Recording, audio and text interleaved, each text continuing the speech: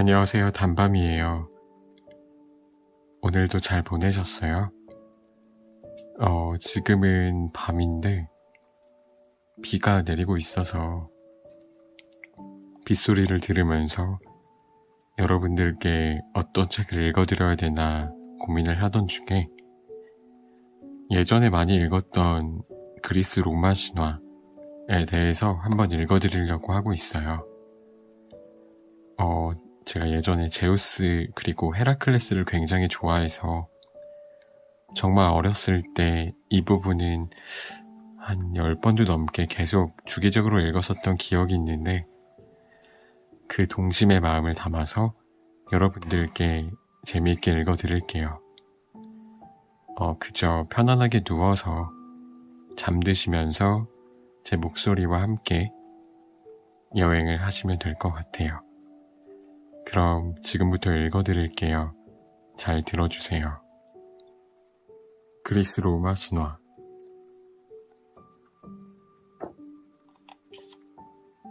프로메테우스와 불과 인간.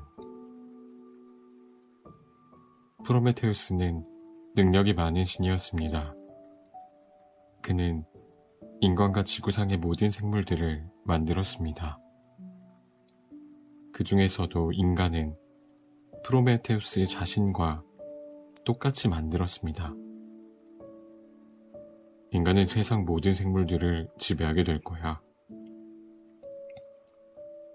많은 생물들을 만든 프로메테우스는 그들 각자에게 자신을 보호하면서 살아갈 수 있는 방법을 한 가지씩 주었습니다. 새들에게는 날 수 있는 날개를, 곤충들에게는 날카로운 침이나 독을, 커다란 짐승들에게는 잘 달릴 수 있는 4개의 튼튼한 다리와 날카로운 이빨을 주었습니다.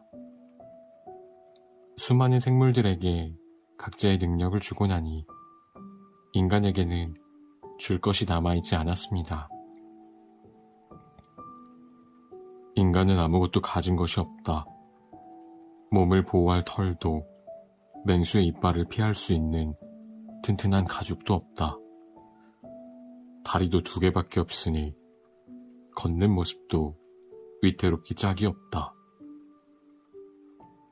고심하던 프로메테우스는 한 가지 생각을 해냈습니다. 그렇다. 인간에게 불을 준다면 그들은 자신들을 보호할 힘을 갖게 될 것이다. 프로메테우스는 즉시 제우스를 찾아갔습니다. 신들의 제왕 제우스시여, 한 가지 청을 드리고자 이렇게 찾아왔습니다. 인간들에게 불을 나눠주십시오. 저들에게는 자신들을 보호할 만한 것이 아무것도 없습니다. 그럴 수 없다. 그런 말을 하려거든 당장 물러가거라. 제우스는 인간에게 불을 준다면 그들이 신을 넘보게 될지도 모른다고 생각했습니다. 프로메테우스는 크게 실망했습니다. 프로메테우스가 힘없이 하늘을 날고 있을 때였습니다. 전차를 타고 동쪽 하늘에서 날아오는 태양신이 보였습니다.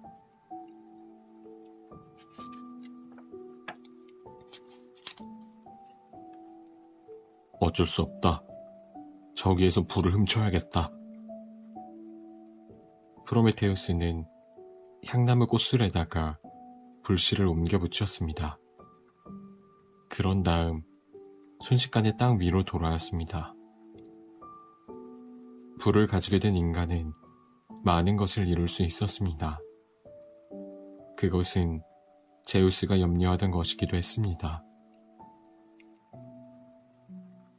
괘씸한 프로메테우스 놈, 어디 두고 보자.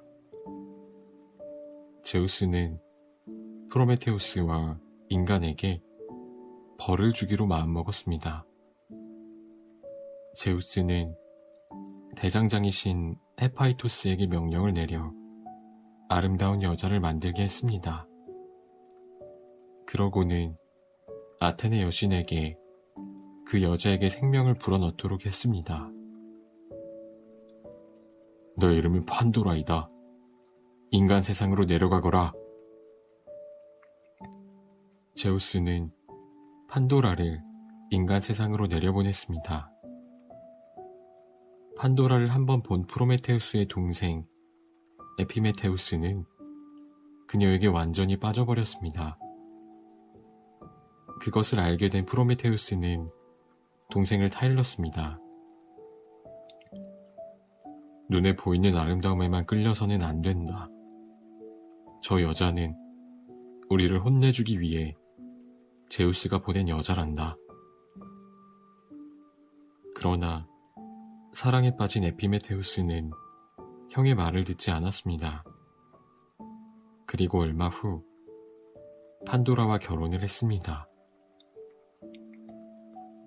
에피메테우스는 상자 하나를 가지고 있었습니다. 그의 형인 프로메테우스를 도와 인간들을 만들 때 사용하지 않았던 것들을 그 상자 속에 넣어두고 있었습니다. 무슨 일이 있어도 이 상자를 열어보아서는 안 돼요. 에피메테우스는 아내인 판도라에게 단단히 일렀습니다. 그러나 호기심이 많은 판도라는 남편의 주의에도 불구하고 그 상자를 열었습니다. 그러자 그 안에 갇혀있던 것들이 재빨리 빠져나왔습니다. 그것들은 증오심, 의심, 슬픔, 외로움, 질투, 원한 등 인간 세상을 더럽히는 것들이었습니다. 아, 큰일 났다. 판도라는 황급히 상자의 뚜껑을 닫았습니다.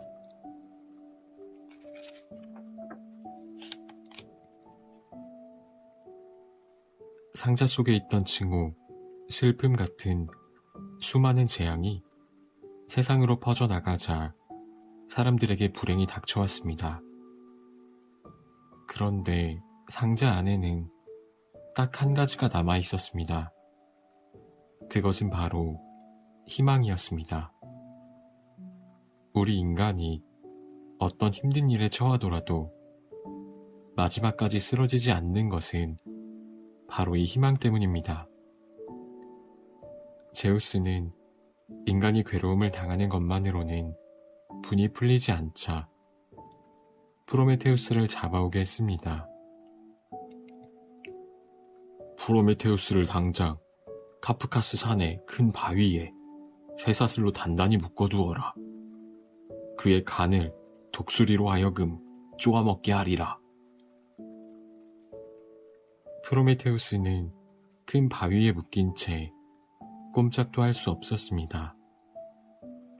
날마다 커다란 독수리가 날아와 프로메테우스의 간을 쪼아먹었습니다. 그러나 다음 날이 되면 프로메테우스의 간은 다시 생겨나곤 했습니다. 날마다 간을 파먹히는 고통을 주기 위해 제우스가 그렇게 만든 것입니다. 아주 오랜 세월 동안 프로메테우스는 이런 고통을 당하였습니다. 그러다가 영웅 헤라클레스의 도움으로 카프카스 산에서 풀려날 수 있었습니다. 이루지 못한 사랑. 티스베, 나는 당신을 진심으로 사랑하오. 나와 결혼해주겠소. 아름다운 청년 피라모스는 아름다운 여인 티스베를 사랑하게 되었습니다. 좋아요, 피라모스. 나도 당신 없이는 살 수 없어요. 티스베 역시 피라모스를 매우 사랑했습니다. 두 사람은 결혼하기로 약속했습니다. 그런데 이들 연인의 사랑은 위기를 맞게 되었습니다. 두 사람의 부모가 결혼을 반대했던 것입니다.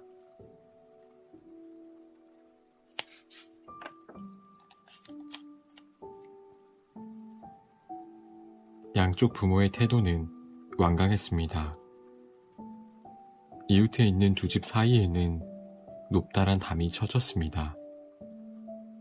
그러나 부모들의 반대도 높은 담도 두 연인의 사랑을 막을 수는 없었습니다. 높은 담을 사이에 두고 괴로워하던 두 사람은 어느 날 담벽에 나 있는 작은 틈을 발견했습니다. 두 사람은 그 틈으로 서로를 바라보며 안타까운 사랑을 나누었습니다. 무정한 벽이여, 어찌하여 그대는 우리 두 사람을 이렇게 떼어놓는가? 하지만 그대에게 고맙기도 하구나. 우리가 사랑을 속삭일 수 있는 것도 다 그대의 덕분이니까. 두 사람은 벽 양쪽에서 이렇게 말하곤 했습니다.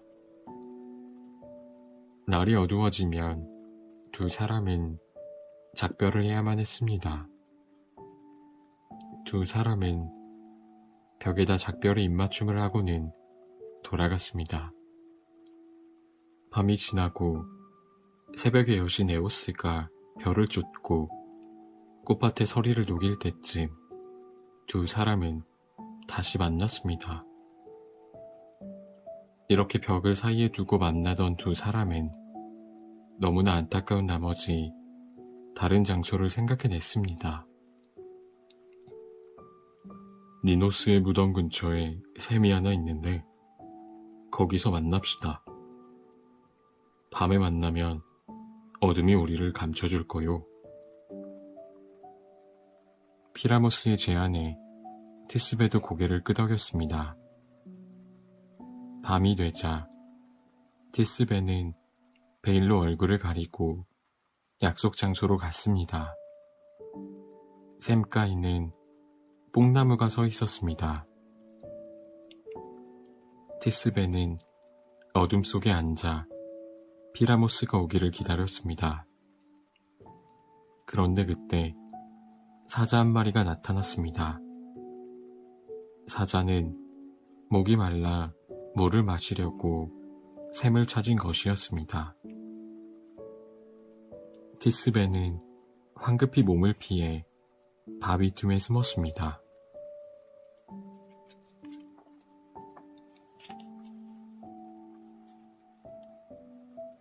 그런데 그때 머리에 쓰고 있던 베일이 그만 벗겨졌습니다. 물을 다 마신 사자는 몸을 돌리다 티스베의 베일을 보았습니다. 사자는 베일을 입에 물더니 갈기갈기 찢어버렸습니다. 피라모스가 조금 늦게 그곳에 나타났습니다. 피라모스는 티스베를 찾았지만 그녀의 모습이 보이지 않았습니다. 그 대신 갈기갈기 찢어진 티스베의 베일과 사자의 어지러운 발자국이 보일 뿐이었습니다. 티스베가 사자에게 물려 죽은 것으로 생각한 피라모스는 제정신이 아니었습니다. 오, 나의 사랑 티스베여.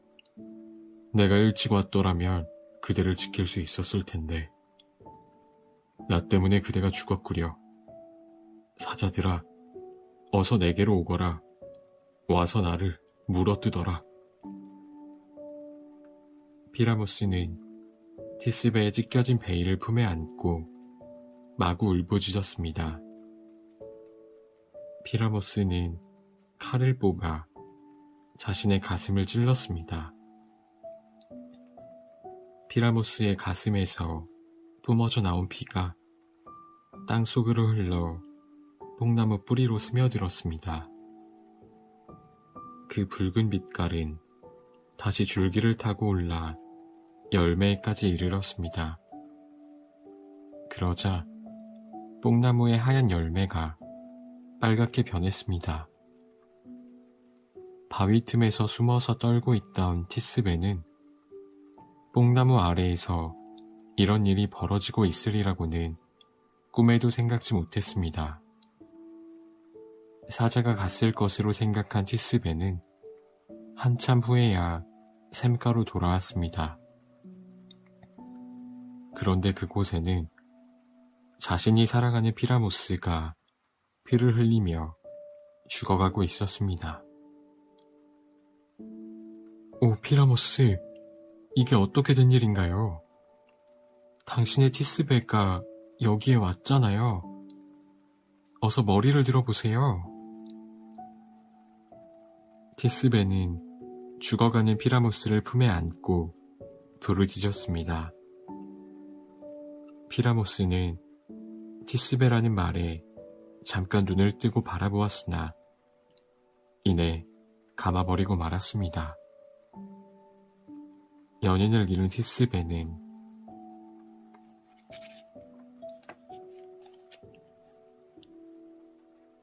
땅에 떨어져 있는 피 묻은 칼을 보고는 그것을 집어들었습니다. 피라모스, 당신은 나 때문에 이 세상을 버렸군요. 나도 당신의 뒤를 따르겠어요.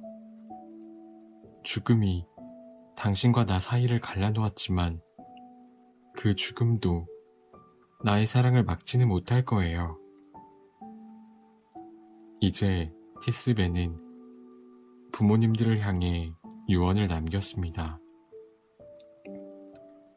오, 부모님이시여, 우리를 한 무덤에 함께 묻어주소서. 우리의 간절한 마지막 청을 물리치지 마옵소서. 티스베는 마지막으로 자신의 말에 대한 증명으로 샘가에 뽕나무를 세웠습니다. 뽕나무여, 그대는 우리의 애달픈 죽음을 다 보았겠지. 우리를 위하여 증거가 되어주고 너의 열매로서 우리의 사랑을 나타낼 수 있도록 해다오. 말을 마친 티스베는 칼로 자신의 가슴을 찔렀습니다. 두 사람의 죽음을 알게 된 피라모스와 티스베의 양쪽 부모들은 크게 후회했습니다. 죽은 뒤에라도 둘이 함께 있을 수 있도록 해줍시다. 그렇게 하여 두 사람은 소원대로 한 무덤에 묻혔습니다. 그리고 그날 이후부터 뽕나무 열매는 검붉은 색을 띠게 되었으니 그것이 바로 뽕나무 열매인 오디입니다. 바람과의 사랑. 케팔로스는 아름답고 용감한 젊은이입니다. 케팔로스는 사냥을 무척 좋아해서 해가 뜨기도 전부터 일어나 숲속을 뛰어다니며 짐승을 쫓았습니다. 그러던 어느 날이었습니다. 새벽의 여신 에오스가 케팔로스를 보게 되었습니다. 오, 어쩜 저리 더 아름다울 수 있을까? 난 저 젊은이를 사랑하게 되었어. 사랑에 눈이 먼 에오스는 케팔로스를 납치했습니다. 난 새벽마다 당신을 보는 것이 큰 행복이랍니다.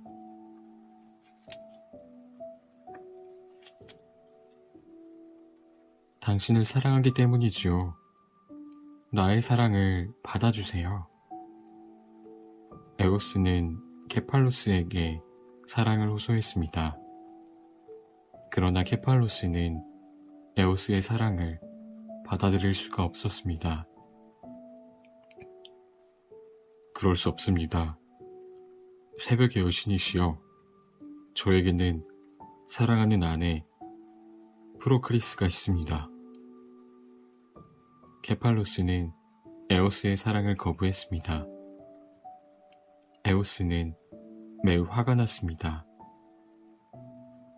내가 싫다면 가거라. 그러나 언젠가는 반드시 후회할 날이 있을 것이다. 케팔로스는 에오스의 저주를 받으며 아내 곁으로 돌아왔습니다. 그리고 아내와 행복한 생활을 했습니다. 케팔로스의 아내인 프로크리스는 수렵의 여신 아르테미스의 총애를 받고 있었습니다. 아르테미스는 프로크리스에게 2가지 선물을 주었습니다.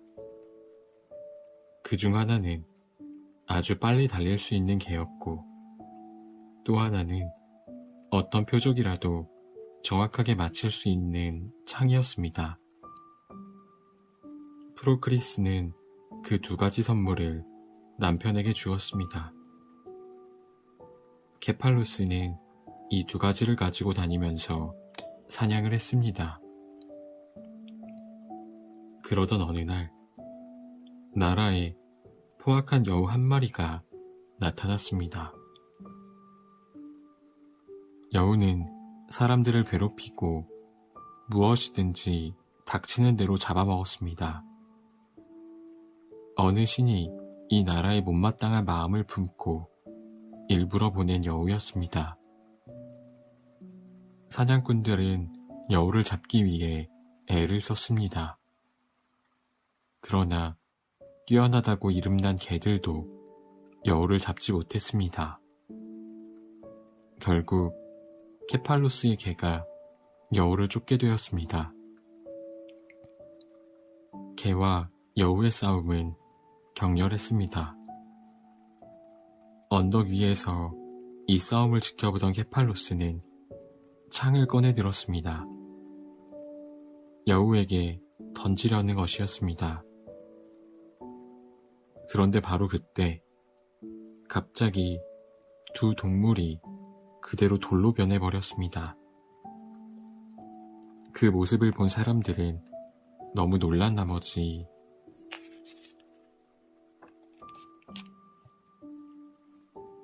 입을 다물지 못했습니다.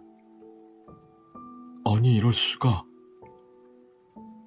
하늘의 신들은 자신들이 내려준 2 동물 중에 어느 한쪽이 지거나 이기는 것을 좋아하지 않았습니다. 그래서 싸우는 도중에 2 동물을 돌로 만들어버린 것입니다. 그때부터 케팔로스는 개 없이 사냥을 나갔습니다. 하지만 그의 창은 어느 목표물이라도 정확하게 맞힐 수 있었으므로 개가 없어도 사냥을 하는데 어려움이 없었습니다. 그런데 케팔로스에게는 한 가지 버릇이 있었습니다. 그것은 사냥을 하다 지치거나 더우면 시원한 나무 그늘 아래 누워서 쉬는 것이었습니다. 그리고 케팔로스는 누워서 이렇게 중얼거리곤 했습니다. 이리로 오너라 부드러운 바람이여. 와서 내 가슴에 부채질을 해다오. 나의 뜨거운 가슴을 식혀다오. 그런데 어느 날 근처를 지나던 한 사람이 이 모습을 보게 되었습니다. 저 사람이 케팔로스가 아닌가. 풀밭에 누워 어떤 여자와 사랑을 속삭이고 있는 모양인데? 그는 즉시 프로크리스에게 가서 말했습니다. 당신 남편이 어떤 여자와 숲속 풀밭 위에서 사랑을 속삭이고 있더군요. 프로크리스는 그 말을 믿을 수가 없었습니다. 내 눈으로 확인하지 않고는 믿을 수 없어. 그래서 다음 날 프로크리스는 남편의 뒤를 몰래 밟았습니다. 마침내 케팔로스가 커다란 나무 밑에 풀밭 위에 들어 누웠습니다. 그러더니 달콤한 목소리로 속삭이는 것이었습니다. 아름다운 바람아, 내게로 오라. 와서 나의 뜨거운 가슴을 식혀다오. 내가 얼마나 너를 사랑하는지 아느냐?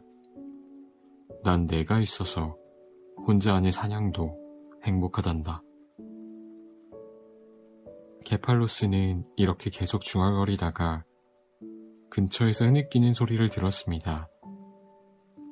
케팔로스는 짐승이 나타난 것으로 생각하고 소리가 나는 쪽을 향해 창을 던졌습니다. 아! 가냘픈 여인의 비명소리가 숲속의 공기를 갈랐습니다. 케팔로스는 황급히 숲속으로 달려가 보았습니다. 오, 프로크리스! 케팔로스는 정신없이 아내를 안아 일으켰습니다.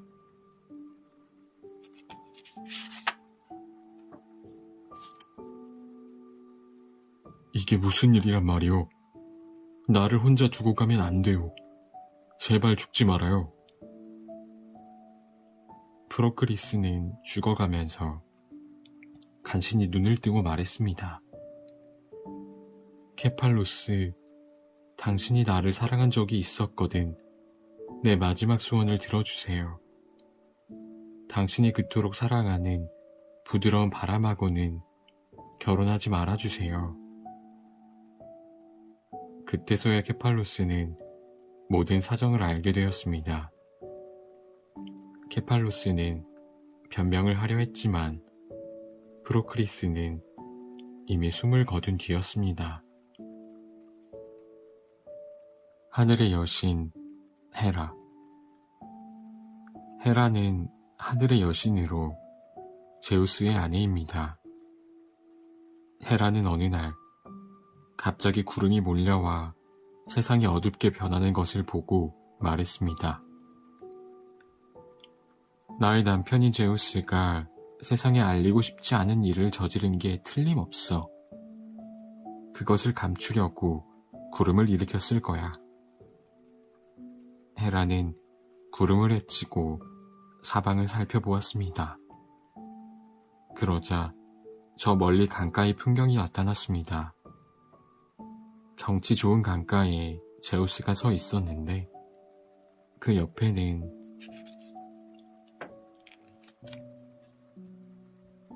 아름다운 암송아지 한 마리가 서 있었습니다.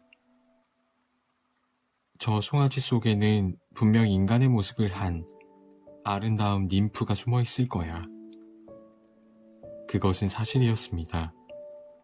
그 암송아지는 강의 신 이나코스의 딸 이오였습니다.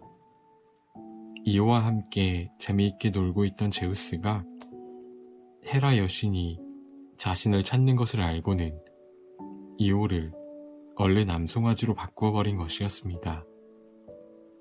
헤라는 제우스가 있는 강가로 갔습니다. 이 짐승은 정말 아름답군요. 윤기 흐리는 털도 아름답고 커다란 눈망울도 시원스럽고, 그런데 이 짐승은 어디서 났죠? 헤라는 암송아지를 이리저리 살펴보면서 물었습니다. 이번에 새로 생긴 것이라오. 제우스는 이렇게 둘러댔습니다. 그렇다면 이 짐승을 나한테 선물로 주세요. 제우스는 자신의 연인을 아내에게 주고 싶지 않았습니다.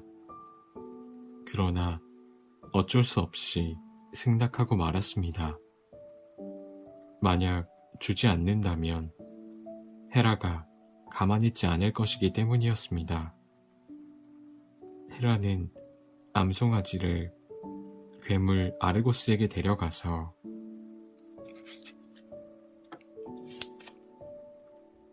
감시하게 했습니다. 아르고스는 눈이 100개나 있는 괴물이었습니다. 그래서 잠을 잘 때에도 몇 개의 눈은 감지 않고 있기 때문에 이오를 밤낮으로 감시할 수 있었습니다. 이오는 팔을 내밀어 아르고스에게 애원하려 했습니다. 나를 풀어다오 아르고스여. 나는 강의 신 이나코스의 딸 이오란다. 그러나 이오에게는 내밀 팔도 없었고 입을 열어 말해도 소의 울음소리만 날 뿐이었습니다. 어느 날이었습니다. 이오의 아버지가 풀 한 다발을 이오에게 주었습니다. 넌 정말 아름다운 송아지구나. 이오는 아버지에게 자신의 존재를 알리고 싶어 아버지의 손을 핥았습니다. 그러나 아버지는 자신의 딸을 알아보지 못했습니다. 그래, 글씨로 나를 알려야겠다. 이렇게 생각한 이오는 모래 위에 발굽으로 자신의 이름을 적었습니다. 아버지는 그제야 이 암송아지가 자신의 딸 이오라는 것을 알아챘습니다. 갑자기 사라져서 이 아비를 슬프게 만들더니 내가 여기에 이렇게 서 있구나. 불쌍한 딸아, 내가 이런 고통을 당하다니. 이날코스가 슬피 우는 것을 보고 아르고스가 달려왔습니다. 그러고는 이오를 끌고 언덕으로 가버렸습니다. 한편 제우스는 자신의 연인이 고통당하는 것을 그대로 보고만 있을 수가 없었습니다. 그래서 헤르메스를 불러 명령했습니다. 가서 괴물 아르고스를 죽이도록 해라. 명령을 받은 헤르메스는 양치기로 변장하고 지상으로 내려갔습니다. 아르고스 가까이에 이른 헤르메스는 피리를 불었습니다. 이보게, 이 피리 소리를 들어보게나. 아르고스는 아름다운 피리 소리에 그만 잠이 들고 말았습니다. 100개나 되는 눈이 모두 감겼습니다. 이 틈을 타 헤르메스는 칼로 아르고스의 목을 내리쳤습니다. 아르고스의 100개나 되는 눈은 그대로 광채를 잃었습니다. 나중에 헤라는 아르고스의 100개의 눈알을 공작의 몸에 달았습니다. 그래서 오늘날까지도 공작의 날개에는 반짝이는 100개의 눈알이 달려있는 것입니다.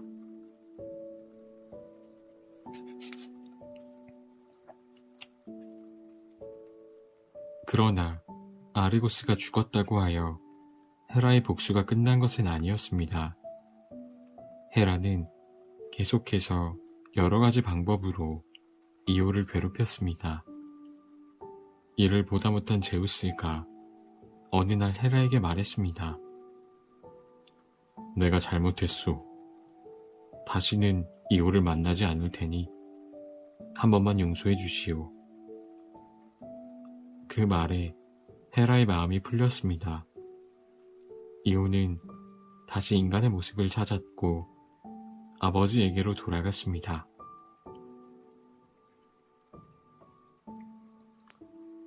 거미가 된 아라크네.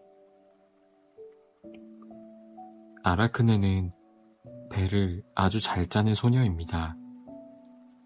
가난한 집안에서 태어나 어려서부터 배를 짜면서 자랐습니다. 아라크네의 배 짜는 솜씨는 세상 누구보다도 훌륭했습니다. 또 아라크네가 배를 짜고 있는 모습은 비교할 데가 없을 정도로 아름다웠습니다. 사람들은 배를 짜고 있는 아라크네를 보며 말했습니다. 저 솜씨는 아테네 여신에게서 배운 걸 거야. 그러면 아라크네는 고개를 크게 내저으며 말했습니다. 그렇지 않아요. 전 혼자서 이 기술을 배운 거예요.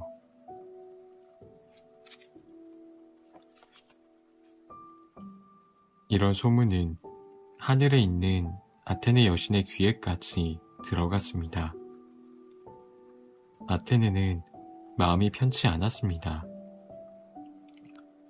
괘씸한 것 같으니라고. 보통 건방진 게 아니야. 내가 한번 내려가서 내 솜씨를 보아야겠다. 아테네 여신은 누더기를 걸치고 지팡이를 짚은 할머니로 변장했습니다. 그리고 휘청거리는 걸음걸이로 아라크네의 집을 찾았습니다. 너는 배를 아주 잘 짠다지? 그렇지만 아테네 여신보다도 잘 짠다고 생각해서는 안 돼. 한 번이라도 그런 말을 한 적 있다면 아테네 여신에게 기도를 드려서 용서를 빌도록 해라. 난 너보다 훨씬 더 많은 세월을 살아왔어. 그러니 내 말을 듣는 게 좋을 거야. 그러나 아라크네는 아테네 여신의 말에 화를 냈습니다. 당신은 노망이 난 할망구로군요. 그런 충고는 필요 없어요. 만일 여신이 나의 솜씨를 질투한다면 여기에 내려와서 나하고 솜씨를 겨루어보면 되겠지요. 그 말에 화가 난 아테네 여신은 누더기를 벗고 지팡이를 내던졌습니다. 그러자 거룩한 여신의 모습이 나타났습니다. 오, 아테네 여신이여.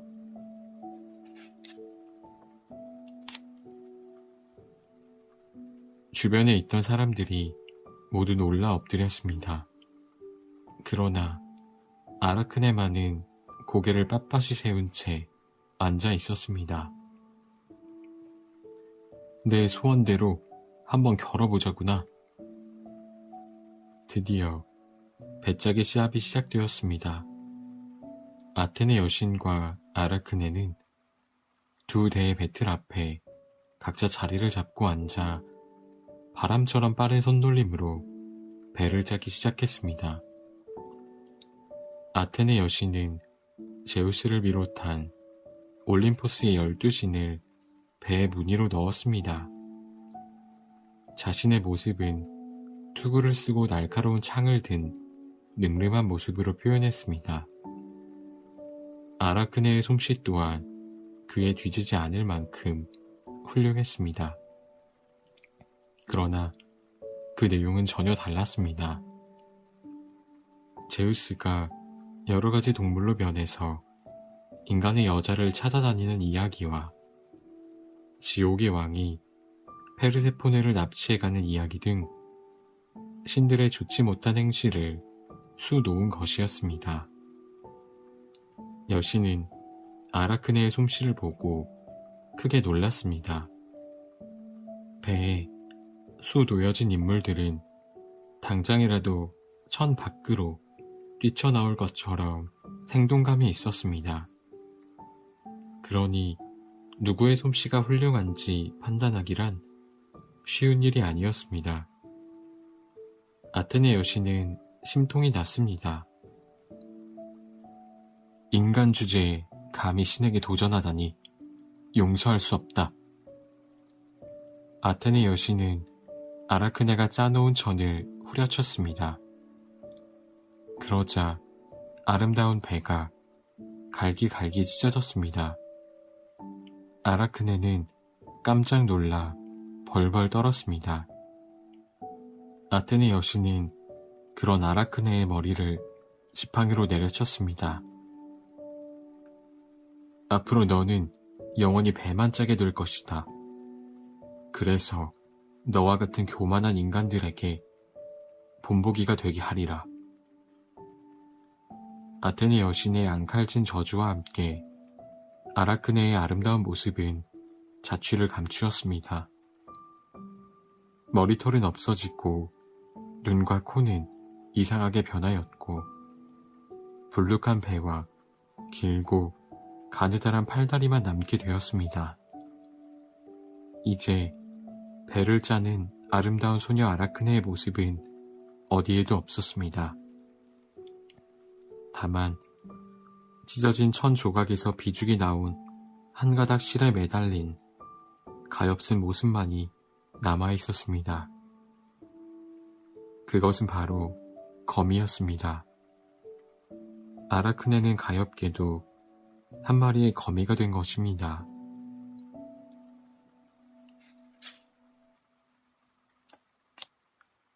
미다스 왕의 욕심.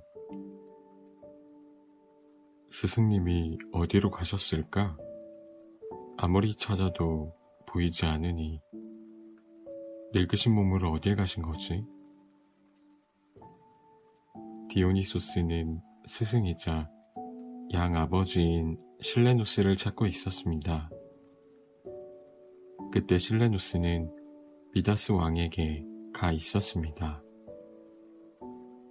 술에 취해 거리를 헤매고 있는 실레누스를 사람들이 미다스 왕에게 데리고 간 것이었습니다. 그대는 디오니소스의 스승인 실레누스가 아닌가? 미다스 왕은 실레누스를 알아보고는 그를 위해 잔치를 베풀어 주었습니다. 열흘 동안이나 계속되는 잔치 덕에 실레누스는 실컷 먹고 마시며 기분 좋게 지냈습니다. 10하루째 되는 날, 미다스 왕은 실레누스를 디오니소스에게 보냈습니다. 정말 감사합니다, 왕이시여. 저의 스승이자 양 아버지인 노인을 후하게 대접해 주시다니. 대신 저도 왕께 은혜를 갚게 해 주십시오. 무엇이든 원하는 것 한 가지만 말씀해 보십시오. 제가 기꺼이 들어드리겠습니다. 이런 제안을 받은 미다스 왕은 기분이 좋았습니다. 평소 재물에 욕심이 많았던 왕은 얼른 말했습니다. 무엇이든 내가 만지는 것은 전부 황금으로 변하게 해주구려. 그렇게 해드리겠습니다. 지금부터 왕께서는 무엇이든 황금으로 바꿀 수 있는 힘을 가지게 될 것입니다. 디오니소스의 말은 과연 거짓이 아니었습니다. 미다스 왕이 나뭇가지를 만지자 나무는 금방 누런 황금으로 변했습니다. 오, 어떻게 이런 일이? 참으로 신기하도다. 미다스 왕은 기뻐하면서 이번에는 잔디를 만졌습니다.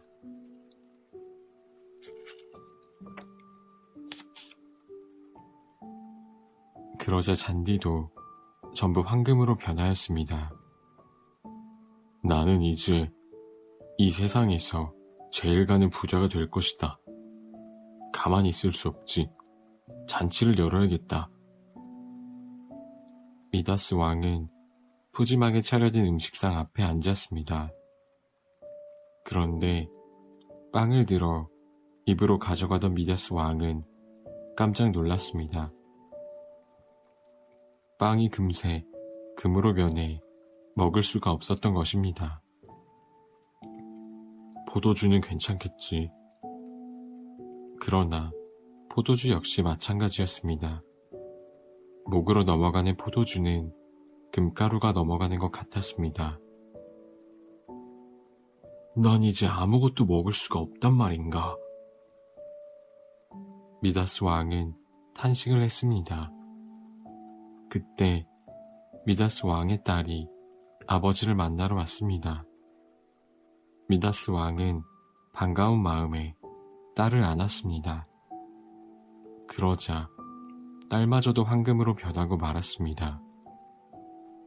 더 이상 참을 수 없었던 미다스 왕은 디오니소스에게 부탁했습니다.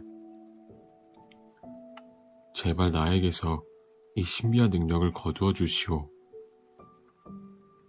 디오니소스는 미다스 왕에게 방법을 가르쳐 주었습니다. 박타로스강 기슭까지 거슬러 올라가서 그곳 강물에 머리와 몸을 담그십시오. 그리하면 왕께서 가지고 있던 욕심이 사라지게 될 것입니다. 미다스 왕은 디오니소스가 시키는 대로 했습니다.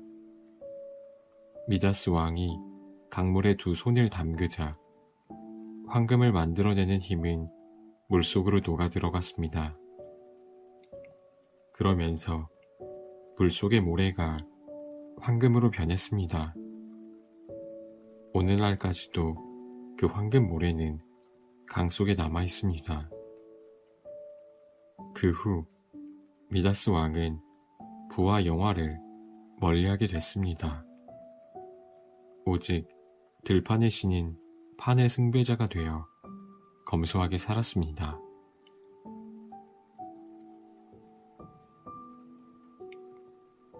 임금님 귀는 당나귀 귀. 판은 들판의 신입니다. 황금의 손을 가졌었던 미다스 왕이 숭배하는 바로 그 신입니다. 어느 날 판은 아폴론과 악기를 연주하는 시합을 하게 되었습니다. 아폴론이라면 태양의 신으로 막강한 힘을 가진 신입니다. 판으로서는 힘든 시합인 셈이었습니다. 그럼 지금부터 너의 피리와 나의 리라 솜씨를 겨뤄보자. 먼저 심판관을 정해야겠지? 아폴론이 말했습니다. 산 신인 티몰로스가 좋겠습니다.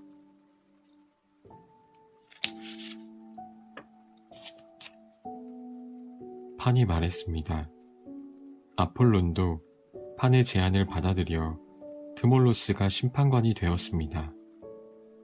그리고 트몰로스는 연주 소리를 잘 듣기 위해 주변의 나무들을 전부 베어버렸습니다. 자, 시작해보시오. 심판관인 트몰로스가 시작을 알렸습니다. 내가 먼저 피리를 불겠습니다. 판이 앞으로 나섰습니다. 아름다운 멜로디가 온 세상에 울려 퍼졌습니다. 감미로운 피리 소리는 판 자신과 그의 충실한 추종자인 미다스 왕의 귀를 황홀하게 했습니다. 역시 당신의 피리 부는 솜씨는 대단합니다. 미다스 왕이 칭찬의 말을 아끼지 않았습니다. 이번에는 아폴론 신께서 연주를 해보시지요. 트몰로스가 아폴론을 쳐다보며 재촉했습니다. 아폴론은 머리에 파르나소스 산의 월계수로 만든 관을 쓰고 자주색의 치렁치렁한 옷을 입고 있었습니다. 아폴론은 왼손에 리라를 들고 오른손으로는 리라의 현을 뜯었습니다. 아름다운 선율이 울려 퍼졌습니다. 트몰로스는 그 황홀한 소리에 정신이 다 아득할 지경이었습니다. 오, 훌륭한 솜씨입니다. 당신을 당할 자는 아무도 없을 것입니다. 아폴론 신이시여, 그대가 승자입니다. 트몰로스가 격정에 사로잡힌 목소리로 아폴론의 승리로 판정을 내렸습니다. 이 판정에 대하여 누구도 이의를 제기하지 않았습니다. 아폴론은 의기양양한 태도로 그 자리를 떠나려 했습니다. 그때 미다스 왕이 이의를 제기하고 나섰습니다. 난 심판관의 판정을 믿을 수가 없습니다. 내 귀에는 판에 피리 부는 솜씨가 더 아름답게 들렸단 말입니다. 그 말에 아폴론의 몹시 화가 났습니다. 뭐라고? 넌 귀가 잘못된 모양이구나. 분명히 심판관이 나의 승리를 인정했거늘 건방지게 어디서 나서느냐? 아폴론은 미다스 왕의 귀를 그대로 두어서는 안 되겠다고 생각했습니다. 그래서 미다스 왕의 귀를 길게 자라게 했습니다. 그러자 미다스 왕의 귀는 당나귀 귀처럼 늘어져서 보기 흉하게 변했습니다. 자기의 궁으로 돌아온 미다스 왕은 거울을 들여다보았습니다. 거울 속에는 길게 늘어진 당나귀 귀가 보기 흉하게 달려 있었습니다.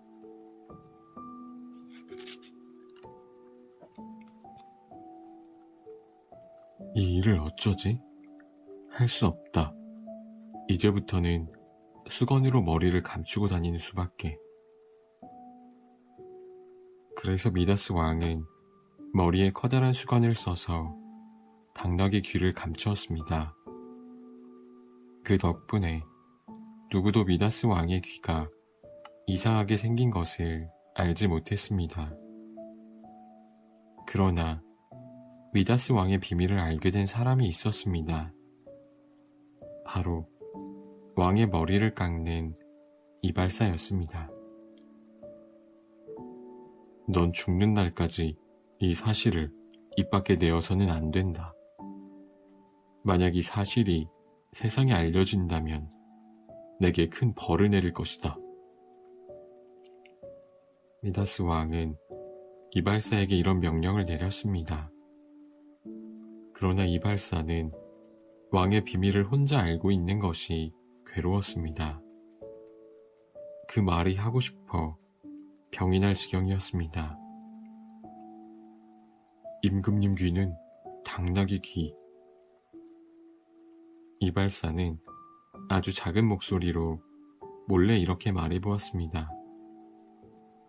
그러자 더 큰 소리로 말하고 싶어졌습니다. 땅속에 들어가 소리를 치면 누구도 듣지 못하겠지. 이발사는 갈대가 무성한 강가로 갔습니다. 그러고는 부드러운 흙을 파고 구덩이를 만들었습니다. 이 안에 들어가서 소리쳐야지. 이발사는 구덩이 속으로 들어가서 큰 소리로 외쳤습니다. 미다스 왕의 귀는 당나귀 귀. 미다스 왕의 귀는 당나귀 귀. 한참 동안 그렇게 외치고 나니 이발사는 마음이 한결 가벼워졌습니다. 이렇게 속이 후련한 걸 공연히 그동안 애를 태웠네. 구덩이 속에서 나온 이발사는 구덩이를 완전히 메워버렸습니다. 설마 땅 속에서 비밀이 새어나가지는 않겠지. 이발사는 안심하고 집으로 돌아갔습니다. 그러나 그날부터 바람이 불 때마다 갈대숲에서는 이발사의 말이 속삭이듯 흘러나왔습니다. 미다스 왕의 귀는 당나귀 귀. 얼마 지나지 않아 온 나라 사람들이 미다스 왕의 귀에 대해 알게 되었습니다. 그리고 지금까지도 갈대밭에서는 바람이 불 때마다 그 소리가 계속 들리고 있답니다. 미다스 왕의 귀는 당나귀 귀.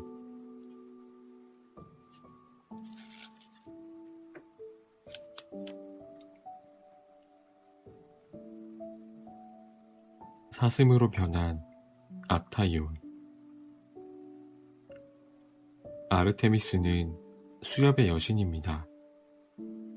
어느 날 아르테미스가 숲속의 아름다운 샘가에서 목욕을 하고 있었습니다.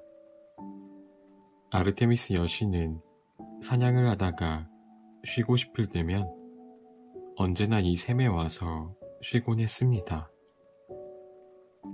숲속 ним프들의 시중을 받으며 시원한 물로 목욕을 하고 있으니 아르테미스는 무척이나 기분이 좋았습니다. 그런데 그때 악타이온이 샘가 근처에서 친구들과 사냥을 하고 있었습니다. 사냥을 하던 악타이온은 무척 지쳐 있었습니다. 여보게들, 여기서 잠시 쉬었다 가세나. 악타이온이 친구들에게 말했습니다. 그런데 아무 소리가 없어 주변을 둘러보니 친구들이 하나도 보이지 않았습니다. 악타이온은 친구들을 찾아 주변을 돌아다니다가 샘가를 지나게 되었습니다. 어머나! 갑자기 나타난 악타이온을 보고 놀란 ним프들이 아르테미스 여신을 둘러싸며 가렸습니다. 아르테미스는 목욕을 하느라 옷을 다 벗은 채였습니다. 그러나 아르테미스 여신은 ним프들보다 키가 훨씬 컸습니다.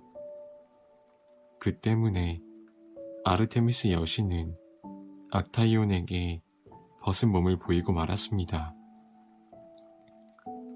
내 화살이 어딨지? 아르테미스는 급히 화살을 찾았으나 화살이 손에 잡히지 않았습니다. 그러자 아르테미스는 급한 대로 손에 물을 담아 그것을 악타이온의 얼굴에 끼얹었습니다. 그러면서 소리쳤습니다. 내가 이 아르테미스의 벗은 몸을 보았다고. 떠들어 보아라. 할 수 있으면 해보란 말이다. 그 말이 끝나자마자 악타이온의 머리에 2개의 뿔이 돋아났습니다. 잠시 후에는 목이 길게 늘어지고 몸 전체가 질긴 가죽으로 변하면서 털로 뒤덮였습니다. 악타이온은 자기의 모습을 물에 비춰보았습니다. 오, 이게 무슨 처참한 꼴이란 말인가? 악타이온은 이렇게 한탄했습니다. 하지만 그것이 말로 되어 나오지는 않았습니다. 사슴의 울부짖음만이 있을 뿐이었습니다. 악타이온은 한 마리 사슴으로 변한 것이었습니다. 집으로 돌아가야 하나? 아니면 이 모습으로 숲속에서 살아야 하나? 아, 나는 어떻게 하면 좋지?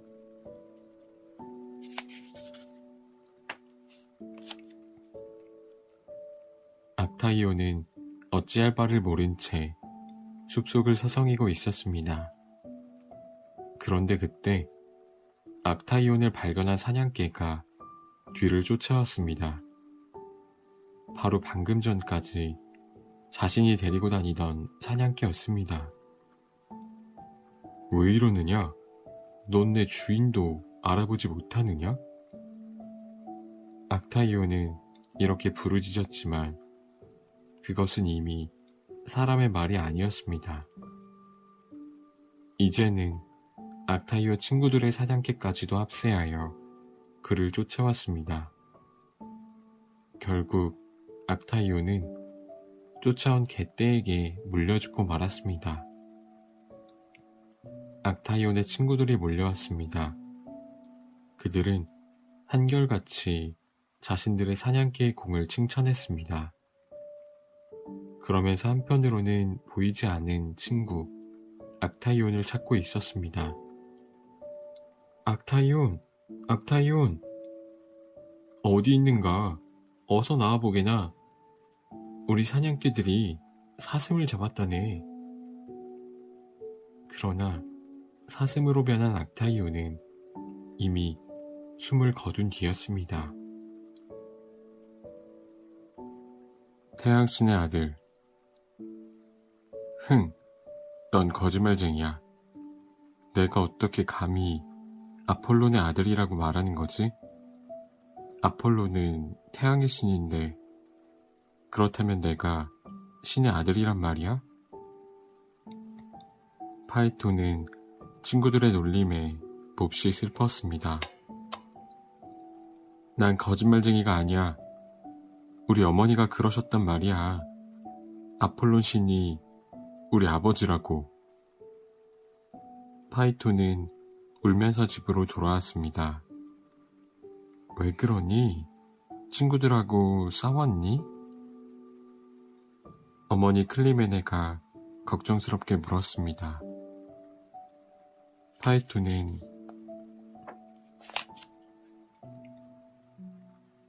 어머니에게 사실대로 말했습니다. 내 친구들이 잘못 알고 있는 거야. 넌 틀림없는 아폴론의 아들이란다. 그것은 사실이었습니다. 파이톤의 어머니는 ним프인데 태양의 신 아폴론의 사랑을 받아 파이톤을 낳은 것입니다. 그렇다면 그 증거를 보여주세요. 제가 신의 아들이라는 자부심을 갖고 살아갈 수 있도록 해주세요. 파이톤은 눈물을 흘리며 애원했습니다. 알았다, 아들아. 그렇게 해주마. 어머니는 하늘을 향해 두 손을 들고 말했습니다. 나는 저기 저 태양을 두고 맹세할 수 있다. 너는 지금 당장 저 태양신에게 가서 물어보아라. 너를 아들로 인정하느냐고 말이다. 만일 태양신이 그것을 인정하지 않는다면 나는 평생 태양빛을 보지 못해도 상관없다. 파이톤은 어머니의 말을 듣자 기뻤습니다. 어머니의 말씀을 믿을게요. 이제 아버지를 만나러 떠나겠습니다.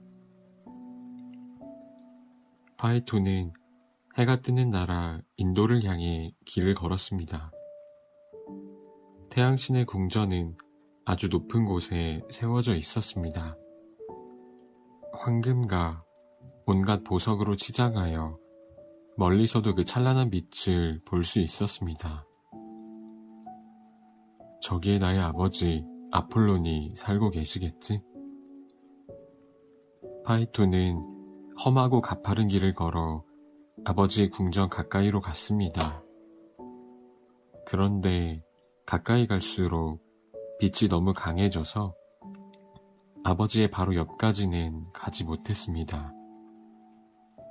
아폴로는 자주색 비단옷을 입고 다이아몬드로 만든 왕좌에 앉아 있었습니다. 무척이나 위험 있는 모습이었습니다. 아폴론의 양 옆에는 해의 신, 월의 신, 일의 신이 서 있었습니다. 또 계절의 신들도 있었습니다. 봄의 여신은 머리에 화관을 쓰고 있었고, 여름의 신은 곡식의 줄기로 만든 관을 쓰고 있었습니다. 가을의 신은 발이 포도즙으로 물들어 있었고, 겨울의 신은 흰 서리로 인해 머리칼이 뻣뻣해져 있었습니다.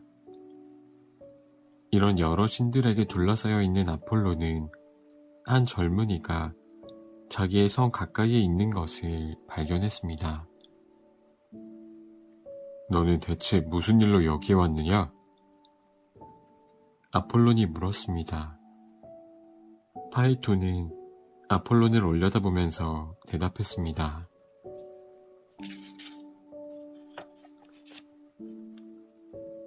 이 세상의 빛이신 태양의 신, 나의 아버지시여. 만일 내가 당신의 아들이라면 그 증거를 보여주십시오.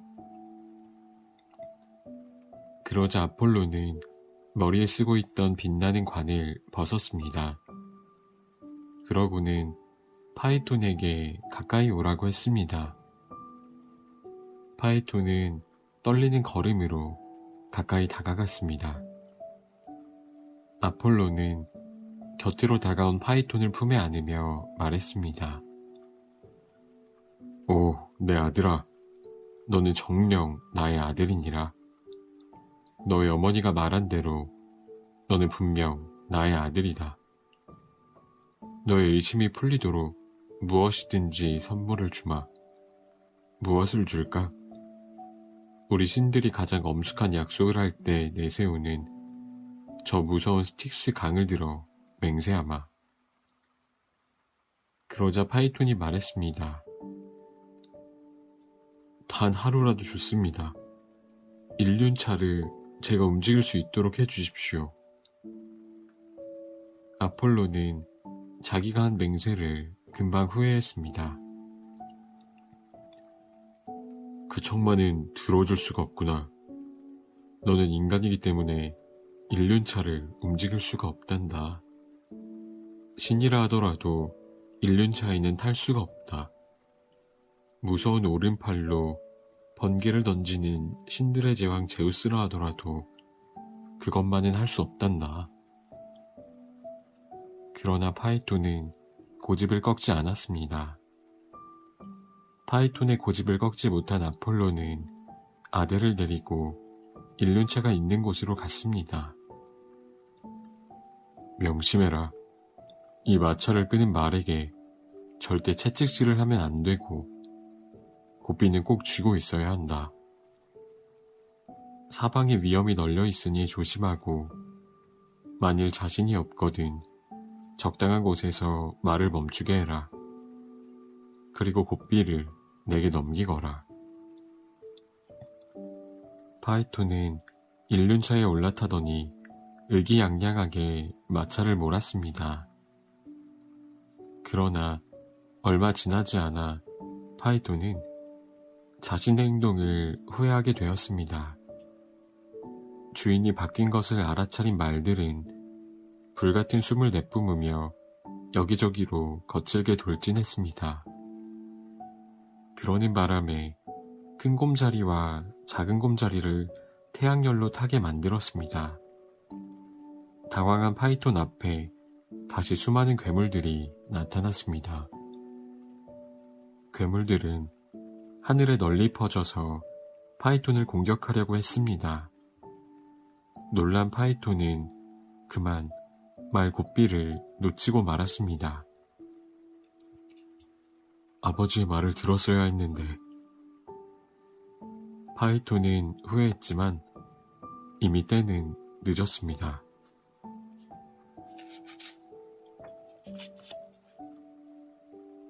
말은 쏜살같이 달리기 시작했습니다. 그 바람에 구름은 연기를 내기 시작했고 산꼭대기에서는 불이 났습니다. 들판은 갈라지고 식물은 시들고 무성하던 나무와 곡식들이 모두 다 타버렸습니다. 커다란 도시가 불에 타버리고 그 안에서 살던 인간들은 재로 변해 부서져 버렸습니다. 이때 뜨거운 열로 살갗이 타게 된 에디오피아인들은 아직까지도 시커먼 피부색을 하고 있습니다. 리비아 사막 역시 그때의 열로 타버렸기 때문에 지금까지도 사막으로 변해 있는 것입니다. 다행스럽게도 나일강은 급히 달아나서 사막 속에 그 머리를 숨겼습니다. 그래서 지금도 거기에 숨겨져 있습니다.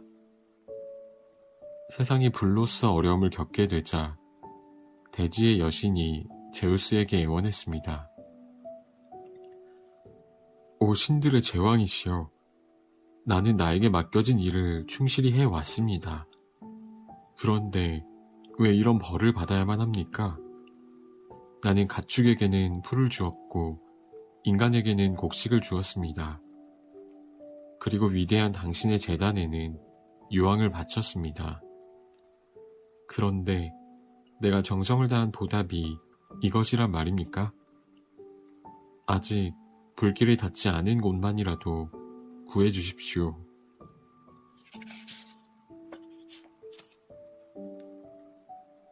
그제야 사정을 알게 된 제우스는 높은 탑 위로 올라갔습니다. 그곳은 그가 천둥번개를 던지는 곳이었습니다. 제우스는 천둥번개를 만들어 그것을 일륜차를 향해 내던졌습니다. 그러자 술에는 즉시 박살이 났고 파이톤의 머리에는 불이 붙었습니다.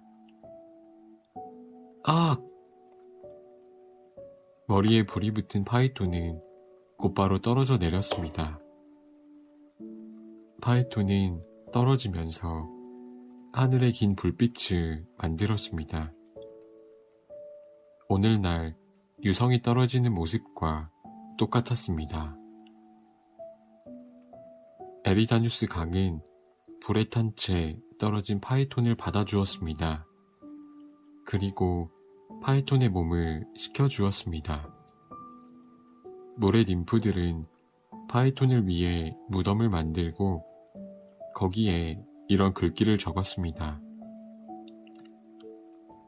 아폴론의 아들 파이톤은 아버지의 일륜차를 몰다가 제우스의 천둥번개에 맞아 이 돌 밑에 잠들었다. 파이톤은 일륜차는 몰지 못하였지만 오르려고 마음먹은 것은 장한 일이었다. 잘못 날아간 사랑의 화살. 제우스가 이 세상을 완전히 차지하기 전 거인족들이 그에게 저항한 일이 있었습니다. 그들 거인족들 가운데서는 팔이 100개나 되는 자도 있었습니다. 어떤 자는 불을 내뿜기도 했습니다. 그렇지만 그들의 센 힘도 제우스를 당할 수는 없었습니다. 모두들 에트나산 밑으로 들어가거라. 제우스는 거인족들을 정복한 뒤 에트나산 밑에 묻어버렸습니다. 이때 묻힌 거인족들이 가끔 도망치려고 몸부림을 쳐서 온 산이 뒤흔들리기도 하는데 그것이 바로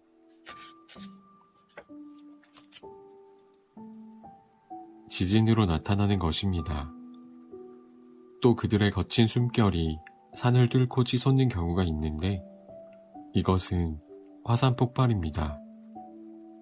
이들 거인족이 땅속으로 파묻힐 때 지구를 뒤흔드는 바람에 죽음의 나라 왕인 하이데스가 몹시 놀랐습니다. 이게 도대체 무슨 요동이란 말이냐? 내가 한번 나가 봐야겠다.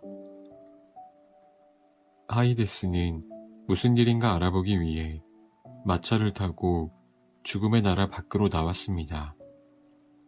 하이데스가 어느 곳에 이르렀을 때였습니다.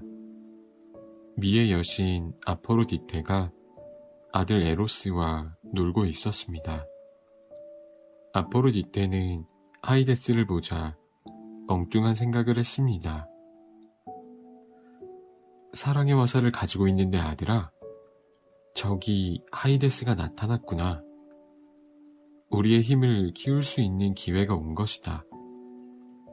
지혜의 여신 아테네와 수렵의 여신 아르테미스가 우리를 우습게 보지 않더냐? 이제는 땅의 여신 데메테르의 딸 페르세포네마저도 그들을 흉내내려 하고 있다.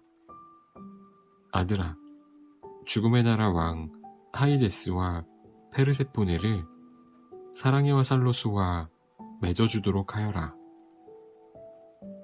어머니의 말을 들은 에로스는 사랑의 화살을 꺼내 하이데스의 가슴에 정통으로 쏘았습니다.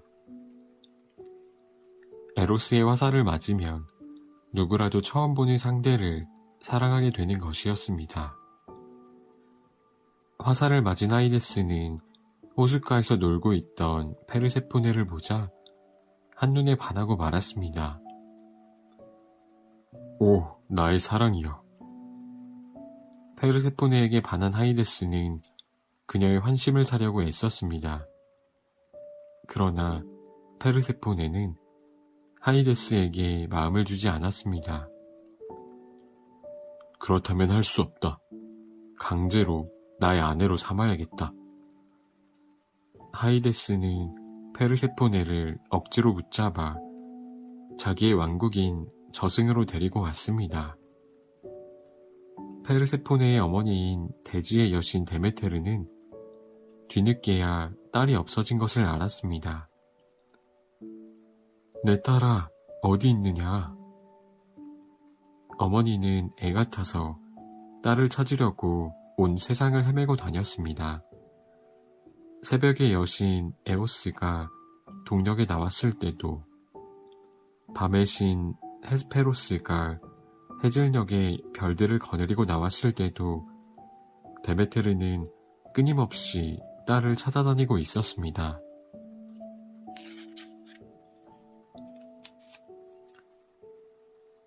온 세상을 헤매다니던 데메테르는 마침내 시칠리아 섬으로 왔습니다.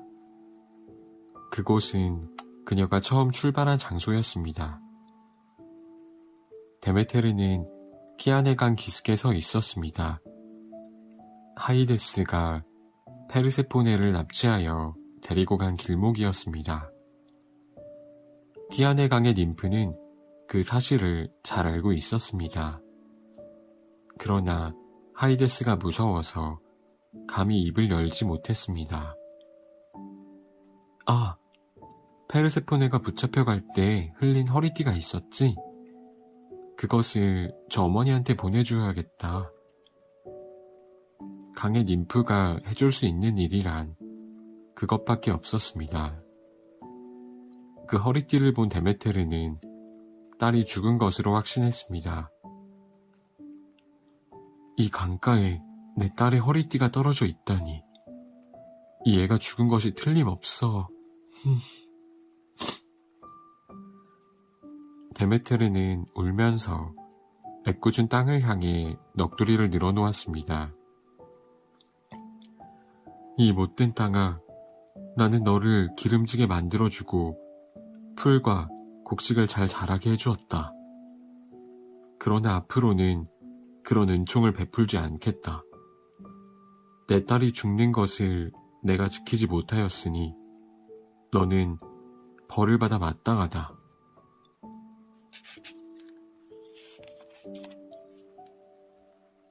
데메테르가 이렇게 외치자 가축들은 모두 죽어버렸고 쟁기는 밭에서 부서져 버렸습니다. 땅에 뿌린 씨앗에서는 싹이 트지 않았습니다. 가뭄과 홍수가 번갈아 찾아와 땅을 괴롭혔습니다. 이제 땅 위에는 부드러운 풀도 영양분 많은 곡식도 남아있지 않았습니다. 오직 엉겅퀴와 가시덤불 따위만 있을 뿐이었습니다. 이런 광경을 지켜보던 강의 ним프가 땅을 위해 변명을 해주었습니다. 여신이여, 저주를 거두어 주십시오. 땅은 어쩔 수 없이 통로를 열어준 것입니다. 나는 당신의 따님이 어떻게 지내고 있는지 알고 있습니다. 페르세포네는 지금 죽음의 나라 왕인 하이데스의 아내가 되어 그곳에 머물고 있습니다. 자신의 딸이 어디로 갔는지 알게 된 데메테르는 제우스에게로 갔습니다.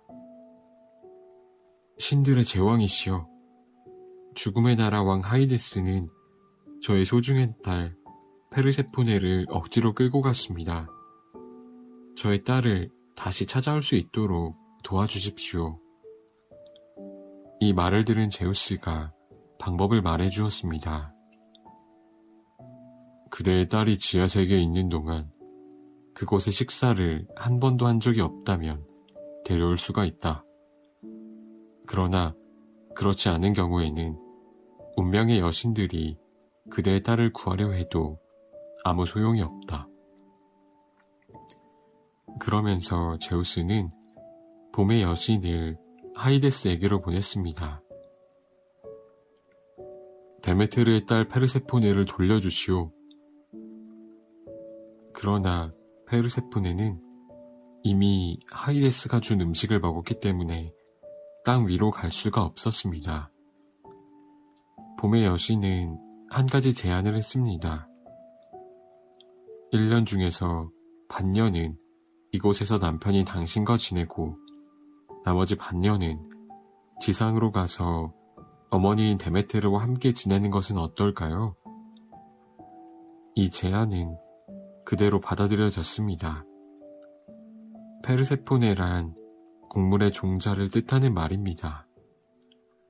그래서 종자는 땅속에 심으면 그 모습을 감추었다가 봄이 되면 지상으로 다시 나타나는 것입니다.